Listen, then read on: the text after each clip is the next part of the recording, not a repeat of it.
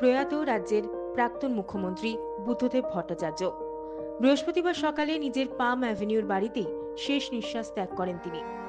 দীর্ঘদিন ধরে শারীরিক সমস্যায় ভুগছিলেন, ফলে বাড়িতেই থাকতেন। তার বয়স হয়েছিল ৮০ বছর।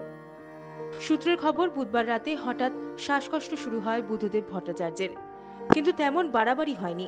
সেই সময় তার পরিবারের তরফে চিকিৎসকের কাছে খবর দেওয়া হয়। সেই মতো বৃহস্পতিবার সকালে আলিপুরের একটি বেসরকারি হাসপাতাল থেকে তার বাড়িতে চিকিৎসকদের যাওয়ার কথা ছিল। প্রয়োজনে তাকে ফের হাসপাতালে ভর্তিও করার চিন্তাভাবনা করা হয়েছিল। বৃহস্পতিবার সকাল থেকে ফের অসুস্থ হয়ে পড়েন বুদ্ধদেব ভট্টাচার্য। যদিও চা এবং ব্রেকফাস্ট করেছিলেন তিনি, তারপরেই হঠাৎ অসুস্থ হয়ে পড়েন প্রাক্তন মুখ্যমন্ত্রী। দ্রুত তাকে নেবুলাইজার দেওয়া হয়েছিল। পারিবারিক সূত্রে খবর, তারপরই হৃদরোগে আক্রান্ত হন বুদ্ধদেব ভট্টাচার্য। খবর পেয়ে কিছুক্ষণ পরে প্রাক্তন মুখ্যমন্ত্রীর বাড়িতে পৌঁছন চিকিৎসকরা। তারা সেখানে গিয়ে বুদ্ধদেব ভট্টাচার্যকে মৃত বলে ঘোষণা করেন।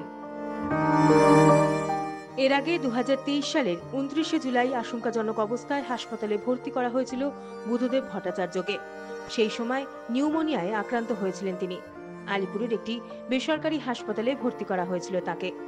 ৯ আগস্ট হাসপাতাল থেকে তাকে ছেড়ে দেওয়া হয়। বাড়িতে ফিরেও কঠোর নিয়মের মধ্যে রাখা হয়েছিল তাকে।